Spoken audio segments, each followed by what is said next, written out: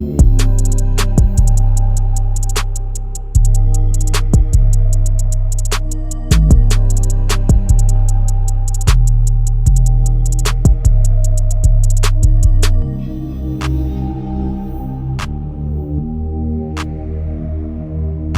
back to the Team to Beat Miami Heat podcast, your one-stop shop for daily Miami Heat content. My name is Amir. Currently in Greece right now with my wife on vacation, but I still want to hop on and do a quick video because the Miami Heat last night hosted the Milwaukee Bucks in their preseason home opener. Lost by double digits, had a terrible fourth quarter. Not anything new here, no surprise there. Not a big deal. The Miami Heat lost in the preseason, doesn't really matter, but they are 0-2. This wasn't just a warm-up, though, for the Miami Heat. This gave some clues into the Miami Heat's rotation, individual roles, and internal battles to watch this season. We had a lot of guys sitting out as well. So no Tyler, no Davion Mitchell, no Pella Larson, no Simon Fontecchio, and other guys didn't play as well. But for today, I just want to break down a few key takeaways from this matchup and what they mean for the Miami Heat's early trajectory this upcoming season. So the first takeaway for me was simply obvious. It's that Norman Powell and Andrew Wiggins are going to be central to the Miami Heat scoring early on, especially Norman Powell. He was playing with pace and scored 18 points per game, had a really good second quarter against the Bucks, and he is going to be one of our leaders with Tyler Hero out. And he's going to need to step up in the regular season, and he's someone that doesn't really need the ball in his hands, and that's a good sign for the Miami Heat. He doesn't need to play hero ball, and no pun intended there at all, but he is someone that is capable of scoring and creating off the dribble, and that's something that we definitely need. And Andrew Wiggins is someone that needs to step up as well, and someone who has mentioned during the offseason, like, he's just been putting in the work. He wants to win for this Miami Heat team. The Heat's offense, especially their 5-in, 5-out scheme, will definitely lean on Powell and Wiggins to generate offense. And in the early stretch of this game, Norman Powell and Wiggins, they both combined for 15 points on 50% shooting. Powell had a hot second quarter, like I mentioned, and he went on, these great personal runs. And that's exactly the kind of aggressiveness that the Miami Heat needs from its wing scorers until the rest of the roster eventually gets healthy. So this doesn't mean everything will go through them. As I said, like, Norman played off ball. He didn't need to have the ball in his hands. He didn't play as our de facto point guard with Davion Mitchell out, with Tyler Hero out. But it does suggest that he will anchor the offense, as well as Andrew Wiggins will take on heavier workloads than they've had in past seasons.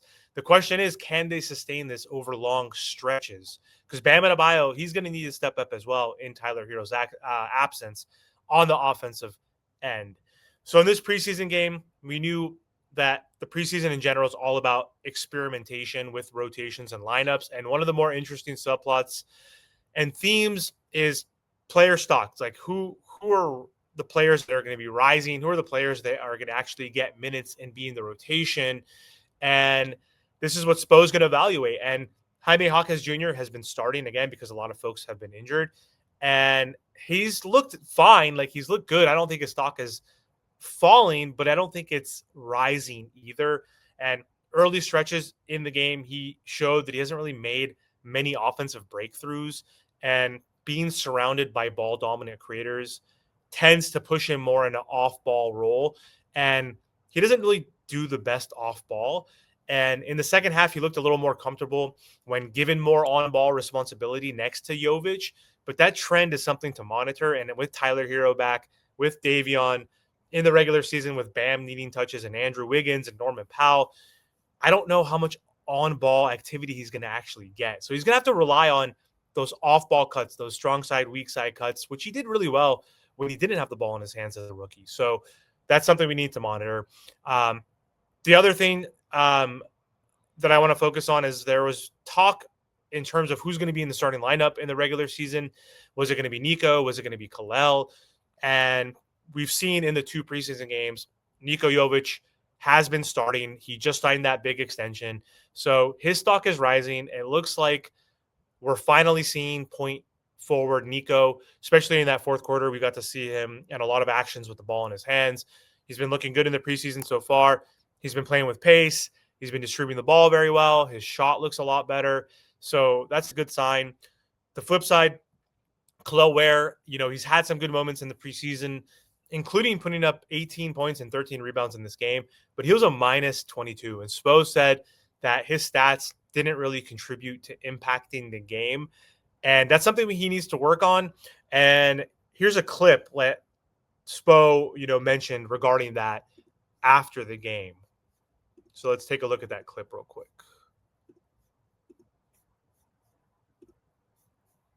For especially late in the way he played. Yeah, there was a 3-minute segment where it actually impacted the game.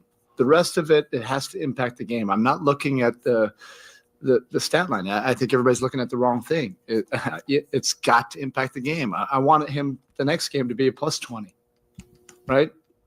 That's what it's about.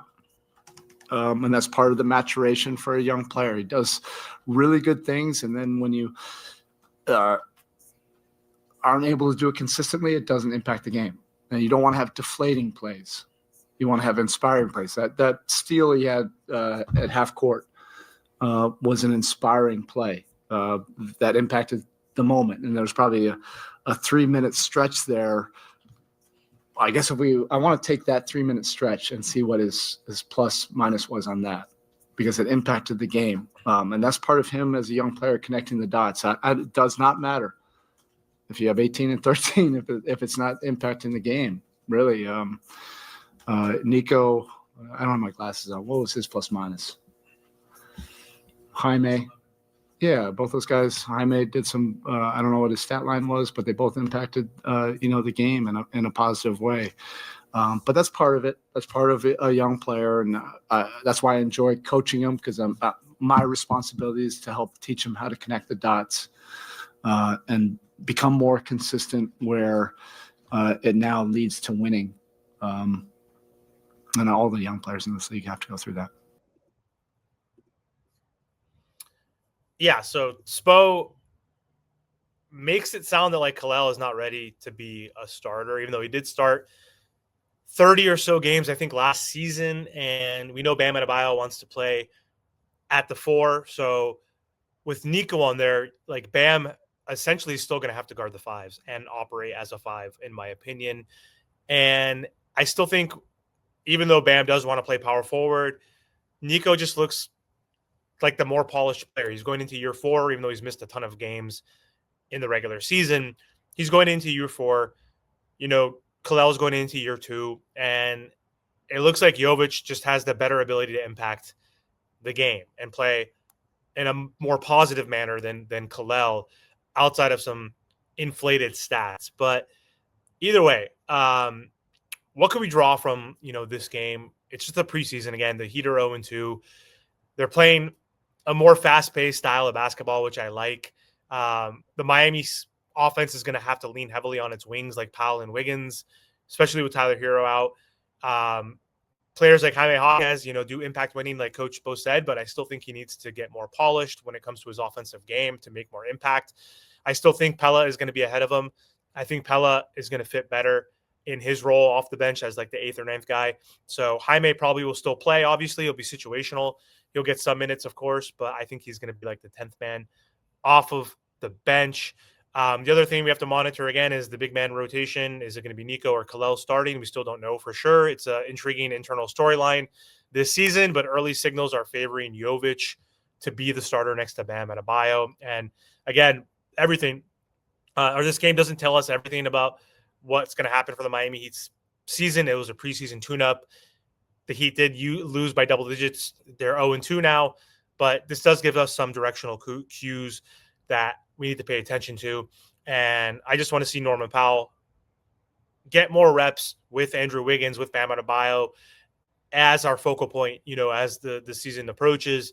I'm interested in seeing what he can do. I'm interested in seeing Nico's development. Obviously, he got that extension for a reason. So it's going to be an exciting season, even though it hasn't been that exciting of a preseason. But yeah, we're only a few weeks away from the NBA season. So there's still a lot of games left before we get there, and we'll see different lineups and rotations. Hopefully Davion will get some reps, and we'll be back. Hopefully we can see some Pella Larson in the preseason before the regular season. But anyway, let me know your thoughts on the Miami Heat's game against the Bucks. Let me know your thoughts on some of the key takeaways. Thanks again for watching, and don't forget to like, comment, share, and subscribe to the channel.